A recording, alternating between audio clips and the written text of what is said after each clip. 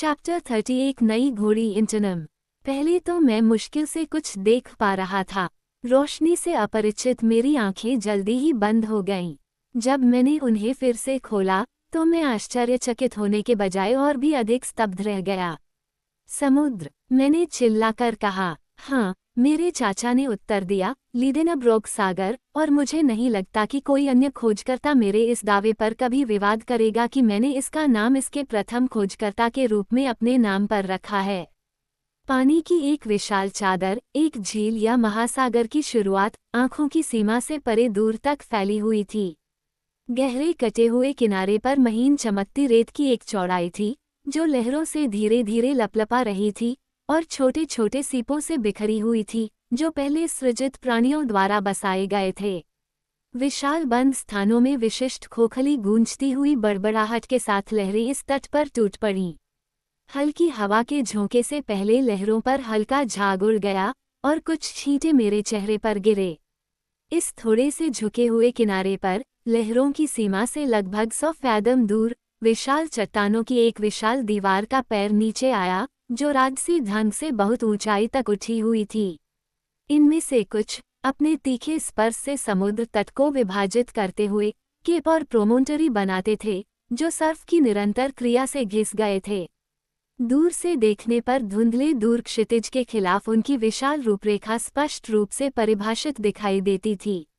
यह एक बहुत बड़ा महासागर था जिसके किनारे पृथ्वी जैसे अनियमित थे लेकिन दिखने में रेगिस्तानी और भयावह रूप से जंगली था।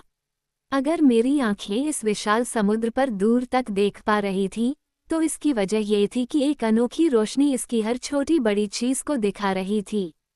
ये सूरज की रोशनी नहीं थी जिसमें चमक के चमकदार किरणें और उसकी किरणों की चमक थी, न ही यह चांद की किरणों की फीकी और अनिश्चित चमक थी जो किसी महान प्रकाश पिंड का धुंधला प्रतिबिंब था। नहीं, इस प्रकाश की रोशनी देने वाली शक्ति, इसका कांपता हुआ फैलाव, इसकी चमकदार स्पष्ट सफेदी और इसका कम तापमान ये दर्शाता था कि यह बिजली से ही बना होगा। यह एक ऑरोरा बोरेलिस की तरह था, एक निरंतर ब्रह्मांडीय घटना जो एक समुद्र को समाहित करने के लिए पर्याप्त विस्तार वाली एक गुफा को भर रही थी।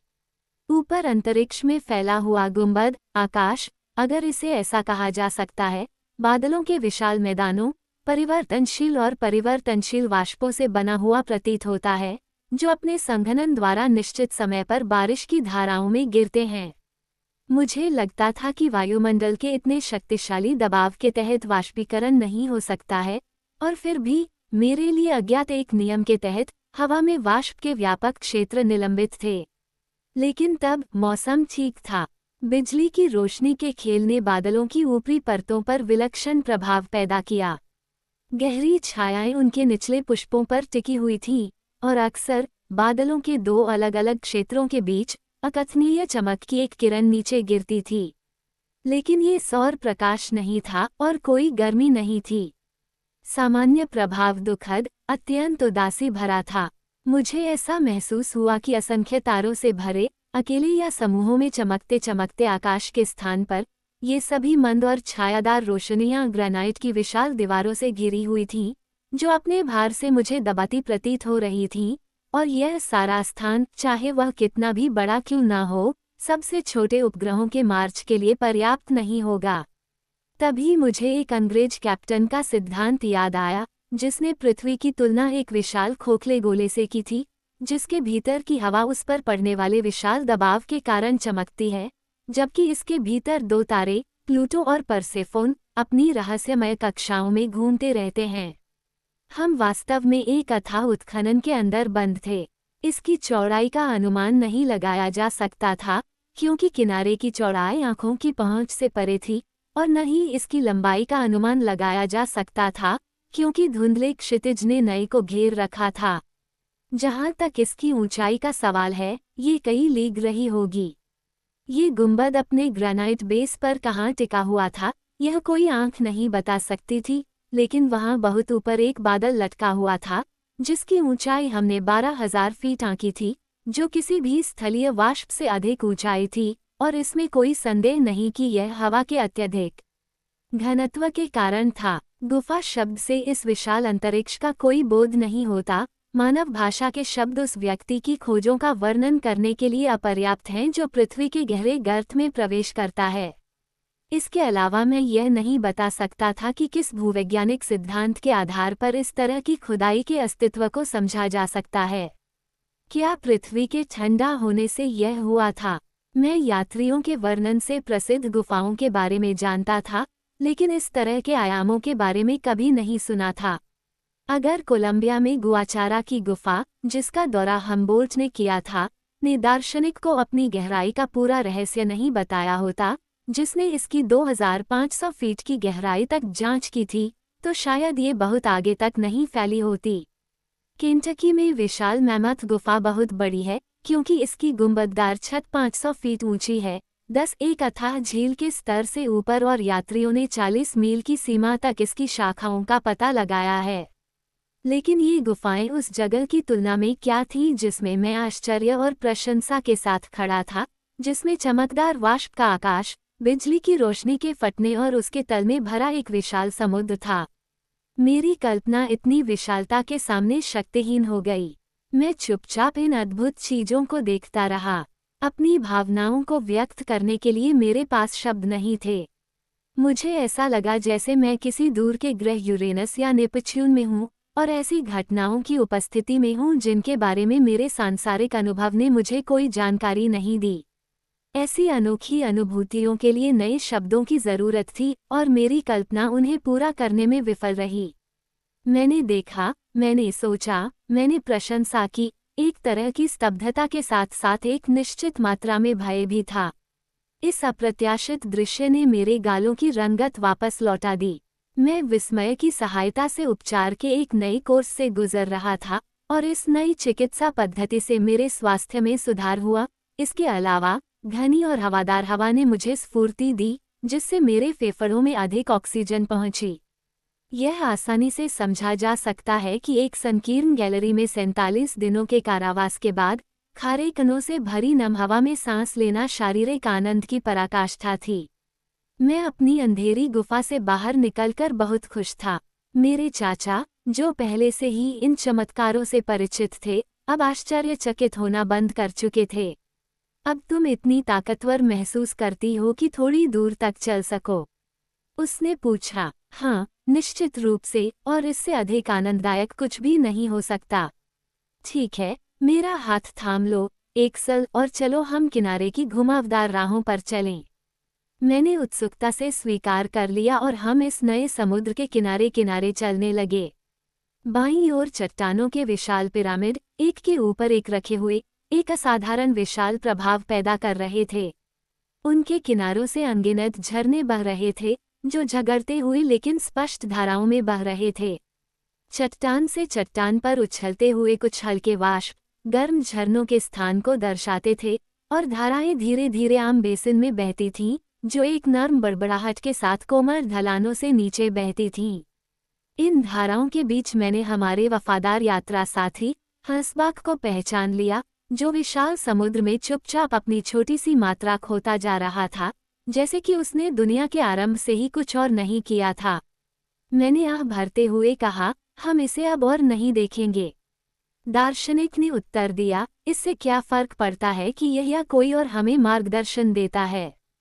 मैंने सोचा कि वो बहुत कृतघ्न है, लेकिन उस समय मेरा ध्यान एक अप्रत्याशित दृश्य की ओर गया। 500 कदम की दूरी पर, एक ऊंची पहाड़ी के मोड़ पर, एक ऊंचा, गुच्छेदार, घना जंगल दिखाई दिया। यह मध्यम ऊंचाई के पेड़ों से बना था, जो छतरियों की तरह बने थे, जिनकी ज्यामितीय रूपरेखाएं बिल्कुल सटीक थीं। हवा के झोंकों का उनके आकार पर कोई प्रभाव नहीं पड़ा था, और हवा के झोंकों के बीच वे स्थिर और दृढ़ खड़े थे, बिल्कुल पत्थर के देवदारों के झुंड की तरह। मैं तेजी से आगे बढ़ा। मैं इन अनोखी रचनाओं को कोई नाम नहीं दे सका। क्या वे अब तक ज्ञात 2 लाख सब्जियों की प्रजातियों में से कुछ थीं, और क्या वे झील की वनस्पतियों में अपना स्थान रखती थीं? नहीं। जब हम उनकी छाया में पहुंचे तो मेरा आश्चर्य प्रशंसा में बदल गया। मेरे सामने मिट्टी की बनी हुई, लेकिन विशालकाय आकृति वाली, मेरे चाचा ने तुरंत उनका नाम बता दिया। उन्होंने कहा, ये तो केवल मशरूमों का जंगल है।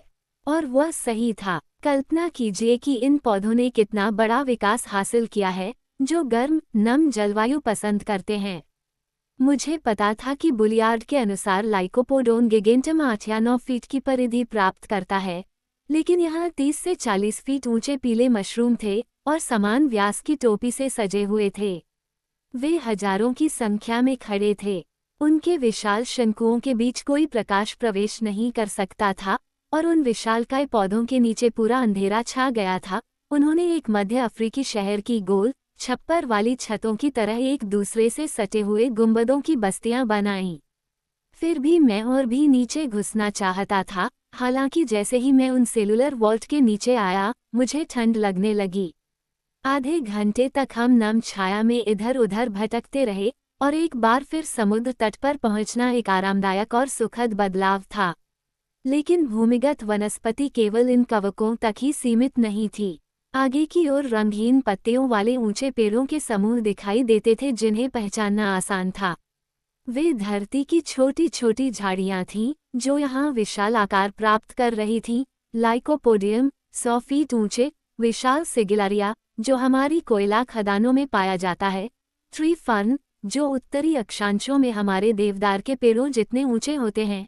लेपिडोडेंड्रा, बेलनाकार कांटेदार तने वाले, लंबे पत्तों से घिरे हुए और कैक्टस की तरह खुरदरे बालों से लदे हुए।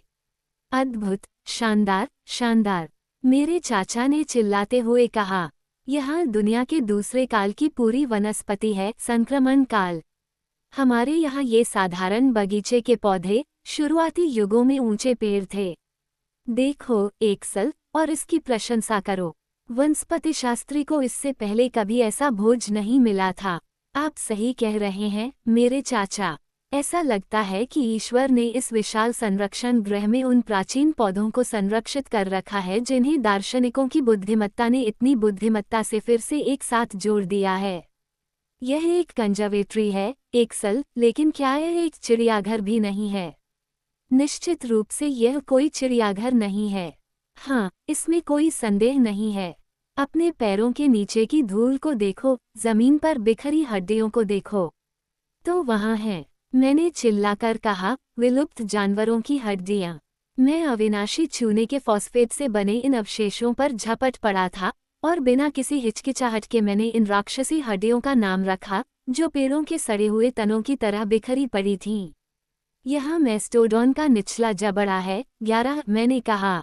ये डेनोथेरियम के दाढ़ के दांत हैं। ये फिमर उन जानवरों में से सबसे बड़े मैक्थेरियम का रहा होगा। ये निश्चित रूप से एक चिड़ियाघर है, क्योंकि ये अवशेष बाढ़ द्वारा यहाँ नहीं लाए गए थे। वे जानवर जिनके वे थे, इस भूमिगत समुद्र के तट पर उन वृक्षाकार पेड़ों की छाया में घूमते थे। यहाँ पूरे कंकाल हैं, और फिर भी मैं ग्रेनाइट की गुफा में इन चौपायों की उपस्थिति को समझ नहीं पा रहा हूँ। क्यों? क्योंकि पृथ्वी पर पशु जीवन केवल द्वितीयक काल में ही अस्तित्व में था, जब नदियों द्वारा मिट्टी का तलछट जमा हो गया था और उसने आदिम काल की गर्मागर्म चट्टानों का स्थान ले लिया था। खैर, एक्सल, आपकी आपत्ति का बहुत सरल उत्तर है कि यह मिट्टी जलोढ़ है। क्या पृथ्वी की सतह से इतनी गहराई पर? इसमें कोई संदेह नहीं है, और इस तथ्य की एक भूवैज्ञानिक व्याख्या है। एक निश्चित अवधि में पृथ्वी केवल एक लोचदार परत या छाल से बनी थी, जिस पर आकर्षण और गुरुत्वाकर्षण के नियमों के अनुसार ऊपर या नीचे से बारी बारी से बल कार्य करते थे। संभवतः बाहरी परत में तब गिरावट आई थी, जब तलछटी जमा का एक हिस्सा अचानक खुले स्थानों से नीचे चला गया था। ऐसा हो सकता है, मैंने उत्तर दिया, लेकिन यदि इन भूमिगत क्षेत्रों में अब विलुप्त हो चुके प्राणी हैं, तो उनमें से कुछ राक्षस अब इन उदास जंगलों में क्यों नहीं घूम रहे हैं, या खड़ी चट्टानों के पीछे क्यों नहीं छिपे हैं? और जब यह अप्रिय विचार मेरे मन में आया, तो मैंने उत्सुकता से अपने सामने खुले स्थानों का निरीक्षण किया, लेकिन उस बंजर तट पर कोई भी जीवित प्राणी दिखाई नहीं दिया। मैं काफी थका हुआ महसूस कर रहा था और एक प्रायद्वीप के अंत में जाकर बैठ गया, जिसके तल पर लहरें आती थीं और खुद को फुहारों में बदल देती थीं। वहां से मेरी नज़र खाड़ी के हर हिस्से को देख सकती थी। इसके छोर पर पिरामिडनुमा चट्टानों के बीच एक छोटा सा बंदरगाह बना हुआ था, जहां शांत पानी तेज हवाओं से अछूता था। एक ब्रिगेड और 2 या 3 स्कूनर सुरक्षित रूप से इसके भीतर लंगर डाल सकते थे। मुझे लगभग ऐसा लगा कि मैं अभी देखूंगा कि कोई जहाज पूरी पाल के साथ वहां से निकलेगा और दक्षिणी हवा के नीचे खुले समुद्र में चला जाएगा। लेकिन ये भ्रम बहुत कम समय तक रहा। हम इस भूमिगत दुनिया में एकमात्र जीवित प्राणी थे। जब हवा शांत होती थी तो रेगिस्तानों से भी गहरा सन्नाटा शुष्क, नंगी चट्टानों पर छा जाता था और समुद्र की सतह पर भारीपन महसूस होता था। तब मैं दूर की धुंध को चीरना चाहता था और क्षितिज पर लटके रहस्यमय पर्दे को चीर देना चाहता था। मेरे होठों पर उत्सुकता भरे सवाल उठे। वो समुद्र कहाँ समाप्त होता है? वो कहाँ जाता है? क्या हमें कभी उसके विपरीत तटों के बारे में कुछ पता होना चाहिए? मेरे चाचा को इस बारे में कोई संदेह नहीं था। मैं चाहता भी था और डर भी रहा था। इस अद्भुत दृश्य के चिंतन में 1 घंटा बिताने के बाद हम गुफा को पुनः प्राप्त करने के लिए किनारे पर लौट आए और मैं अजीब विचारों के बीच सो गया।